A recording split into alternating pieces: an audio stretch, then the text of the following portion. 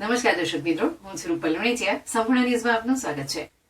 Palanpur UGVCL નો in charge અધિક્ષક ઇજનેર ₹50,000ની લાંચ લેતા લાંચિયા કર્મચારીઓમાં ફફડાટ ફેલાયો છે.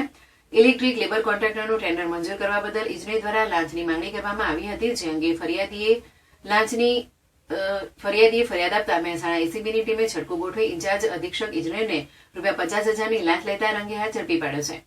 બનાસકાંઠામાં ઇલેક્ટ્રિકલ લેબર કોન્ટ્રાક્ટર તરીકે કામ કરતા વ્યક્તિ યુજીવીસીએલ પાલનપુર વર્તુળ કચેરી ખાતે ટેન્ડર મંજૂર કરાવવા માટે ઇન્ચાર્જ અધિક્ષક ઇજનેર સંજય રસિકલાલ પટેલને ફરિયાદીને પાલનપુર બોલાવ્યો હતો અને 83 લાખનું ટેન્ડર મંજૂર કરવા બદલ 1% લેખે ₹82,000ની લાંચ માંગી હતી.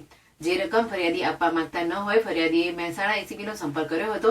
ફરિયાદના આધારે એસીબી મહેસાણાએ લાંચના છટકાનું આયોજન કરતા આરોપીએ લાંચના છટકા દરમિયાન ફરિયાદી પાસેથી 82,000ની માંગણી કરી છેલ્લે ₹70,000ની રકમ નક્કી કરેલ હતી. ફરિયાદીએ હાલ પોતાની સગવડ મુજબ ₹50,000 આપતા આરોપીએ આ લાંચની રકમ સ્વીકારતા જ મહેસાણા એસીબીએ રંગે હાથ ઝડપી પાડ્યો હતો.